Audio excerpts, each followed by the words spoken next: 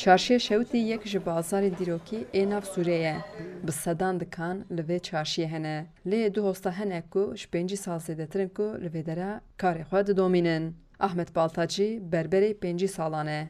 Li vê dikana 3 metre poran dixwîne û tıraşê dike. 67'ye de behsbin çok vakit gittim. Ya mali belediye bu çekir. Kırya belediye dedim. Vakfı belediye işte. Ustami berber bu ecil bervi çırak bu şغلی mecburi eldek. Xalê Ahmed wekî demên berê bi meqesê poran dixwîne û gulava lîmonê bikartîne.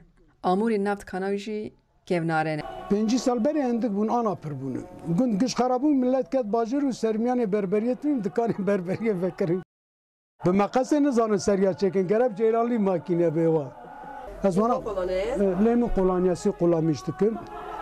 Ez wan tiştê fantazî qulamış nakim. Zaten müşteriye min jî naxwazin. Müşteriye min giş merivê belî kirîne.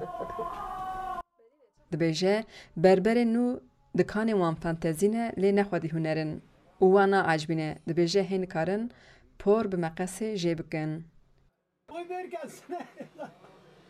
Dîsa di vê çarşiyê de gelek karên hunerên destî hene ku yek ji wê karên sifrê ye.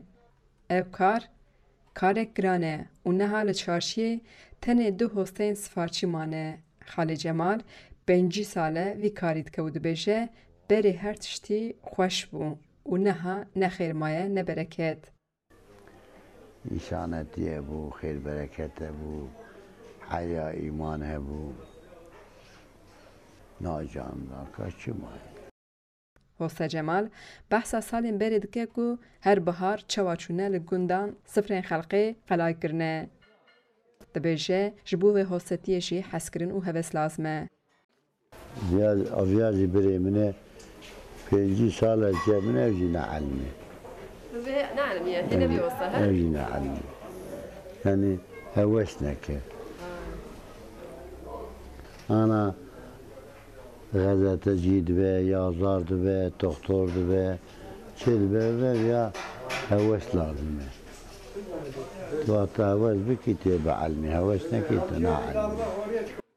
Lê her du hoste jî gazindan dikin ku wekî berê karê wan çê nabe. Xeci Can Farqîn, Dengê Amerîka, Amed.